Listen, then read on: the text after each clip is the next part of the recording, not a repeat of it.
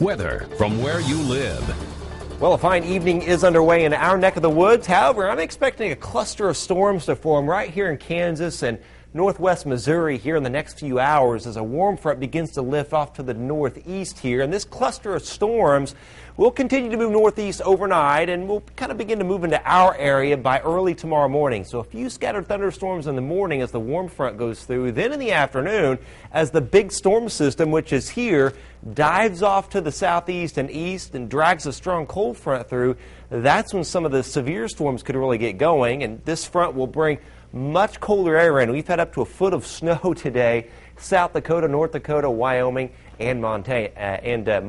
That shows you just how much cold air this system will have behind it. But in the meantime, here's Futurecast at 2 a.m. There's that cluster of storms moving off to the northeast. Will bring some scattered showers and storms to our area during the morning hours. The only threat from this would be a little very small hail. Then as it moves off to the northeast, the sun comes out.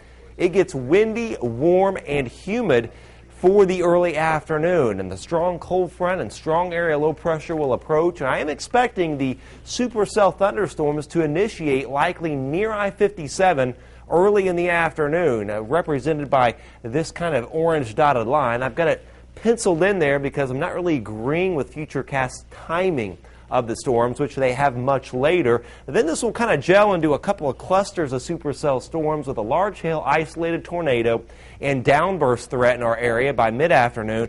Then it will become just a widespread damaging straight line wind event, a little bow here moving through eastern Indiana, and this bow will hold together all the way through Ohio, and even by early Saturday morning it still could be producing damaging wind over western New York State. So a long-lived damaging wind event with that. And as for us, we'll get into a bit of a dry slot with clearing on Friday night after the storms pass through.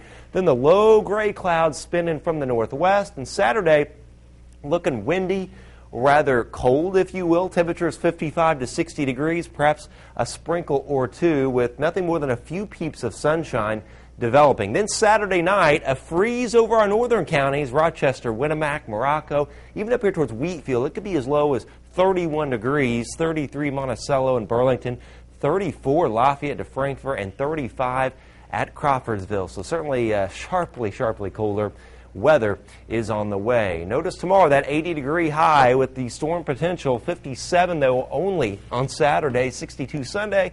And then a warm front will come back north by Tuesday. Rain developing during the afternoon hours. And then we could even get into a severe weather threat once again by Wednesday. The Wednesday severe weather threat looks like a